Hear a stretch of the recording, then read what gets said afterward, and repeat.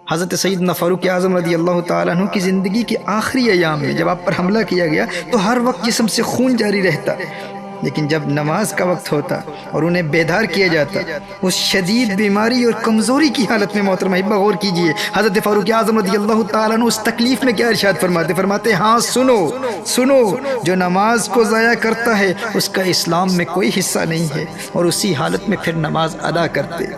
آج ہمارے ہاں کوئی بیمار ہو جائے اور کوئی اللہ کا نیک بندہ اس بیمار شخص کو نماز کی تلقین کرے تو رشتہ دار اس کے دشمن ہو جاتے ہیں۔ بھائی اسے اس کی بیماری کا خیال نہیں، اسے اس کی تکلیف کا خیال نہیں، یہ اس حالت میں بھی اس کو نماز کی دعوت دے رہا ہے، اسے شرم نہیں آتی؟ اور بے شرم و شرم تم کرو۔ آج اگر کوئی اسے نماز کی تلقین کر رہا ہے، نماز کی دعوت دے رہا ہے، تو اگر وہ اس دنیا سے اس حالت میں چلا گیا تو شاید اس نماز کی برکت سے اس کی آخرت سنور جائے، شاید دل سے توبہ کرے اور اللہ جل وعلا ماضی کے اس کے تمام گناہوں کو معاف کر دے۔ یہ تو اس کی آخرت کی دائمی زندگی سنوارنے کے لیے اسے دین کی دعوت دے رہا ہے، تم اسے کہہ رہے ہو تم شرم کرو۔ یعنی جو دین کی دعوت دے رہا ہے، نماز کی دعوت دے رہا ہے، اس کی آخرت کو بچانے کے لیے بیچارے نے ڈرتے ہوئے کہہ دیا ہے، تو تم اس کی قدر کرو، تم اس کا احترام کرو۔ بھائی وہ تمہارے بابے کی آخرت کو سنوارنے کے لیے اس کو دعوت دے رہا ہے۔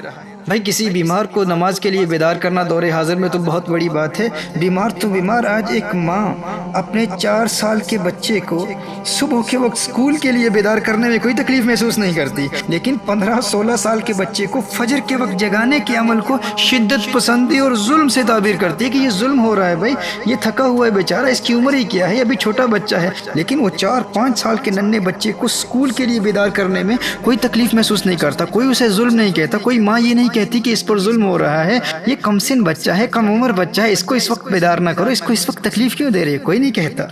4-5 سال کے ننھے بچے کا دنیاوی مستقبل سنوارنے کے لیے اسے ہر تکلیف برداشت کرنے کی تربیت دی جاتی ہے، بلکہ باپ ماں سے ناراض ہو جاتا ہے کہ تو نے اسے اسکول کے لیے کیوں نہیں جگایا، لیکن 15 سال کے بچے کے دونوں جہانوں کے مستقبل کو برباد کرتے ہوئے کسی کو شرم نہیں آتی۔ اپنی ہی اولاد کو جہنم کی آگ میں جلنے سے بچانے کی نہ باپ کو پرواہ ہوتی ہے، نہ ماں کو پرواہ ہوتی ہے۔ لیکن میرے دوستو پتہ اس وقت چلے گا جب قیامت کے روز یہی اولاد اپنے والدین کو گریبان سے پکڑ کر جہنم کی آگ میں دھکیل رہی ہوگی کہ ہماری آج کی بربادی کا سبب تم ہو، تم نے ہمیں اس مختصر زندگی کی کیریئر پلاننگ تو سکھا دی، لیکن تم نے ہمیں کبھی یہ نہیں بتایا تھا کہ فجر قضا ہو گئی تو لاکھوں برس جہنم کی آگ میں جلنا ہوگا۔ اس وقت بیٹا کہے گا کہ میں 5 سال کا تھا اور نرم بستر سے بیدار ہو جاتا تھا، کیونکہ تم نے مجھے پٹی ہی یہی پڑھائی تھی کہ اگر اسکول نہ گیا تو تمہارا کیریئر برباد ہو جائے گا، لوگوں کو کیا منہ دکھاؤ گے، تیری ناکامی پر لوگ ہنسیں گے، بڑے ہو کر ذلت و رسوائی کا سامنا کرنا پڑے گا، زمانے کے تانوں اور غربت اور بھوک اور پیاس کو کیسے برداشت کرو گے؟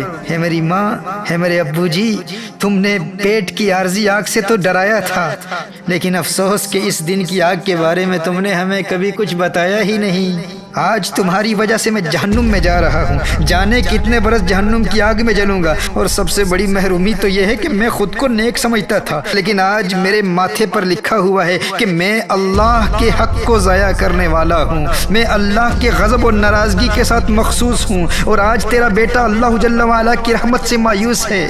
اے میرے والدین، آج آپ کی وجہ سے میں فرعون، حامان، قارون اور ابی بن خلف جیسے اللہ کے دشمنوں کی صفوں میں کھڑا ہوں۔ کیوں؟ آخر کیوں؟ یہ ظلم مجھ پر کیوں کیا؟ آج اللہ کی ساری مخلوق میری پیشانی پر لکھی ہوئی ان عبارتوں کو پڑھ رہی ہے۔ ابو جی دنیا کی نظروں اور دنیا کے تانوں سے تو ڈراتے تھے، لیکن اس دن کی رسوائی کا ذکر بھی نہیں کیا، مجھے کبھی بتایا ہی نہیں کہ یہ دن بھی آنے والا ہے۔ کاش کہ تم نے مجھے جگایا ہوتا، کاش کہ تم نے مجھے نماز کی اہمیت بتائی ہوتی۔ تمہیں فجر کے وقت میرے آرام کا بہت خیال تھا، اور پورا دن جب اسکول میں گزار کر میں گھر واپس آتا تو ہوم ورک کے بارے میں بات کرتے، ہوم ورک کیا ہے یا نہیں، ٹیوشن پر بھیجنے کا اہتمام بھی کیا جاتا، اور جب میں ٹیوشن سے واپس آتا تو فوراً کہا جاتا اب آرام سے سو جاؤ کیونکہ ارلی مارننگ جاگنا ہے۔ عشاء کی نماز کے بارے میں مجھے کبھی تم نے بتایا ہی نہیں کہ عشاء بھی پڑھنی ہے۔ فجر کے وقت جگانے کا اہتمام کبھی تم نے کیا ہی نہیں، کیونکہ تمہیں میرے آرام کا بہت خیال تھا نا۔ ارے جب 5 سال کا تھا تو دنیا کی ناکامی کے ڈر سے اسکول کے لیے بیدار ہو جاتا تھا، تو 14 سال کی عمر میں آخرت کے عذاب سے بچنے کے لیے میں کیوں نہ بیدار ہوتا؟ کاش کہ تم نے مجھے جگایا ہوتا، کاش کہ تم نے مجھے نماز کی اہمیت بتائی ہوتی۔ میرے بھائیو، اپنا اور اپنی اولاد کا دنیاوی اور اخروی مستقبل संवारने کے لیے آج بیدار ہو جاؤ. مرنے کے بعد تو سب بیدار ہو ہی جاتے ہیں, اس وقت تو سب کو سمجھ آ جاتی ہے, لیکن سمجھدار وہی ہے جو دنیا میں سمجھ جائے, کیونکہ وہاں تو سب سمجھ جائیں گے اور وہاں سمجھنے کا کوئی فائدہ نہیں. حقیقی سمجھدار وہی ہے جو اس دنیا میں سمجھ جائے.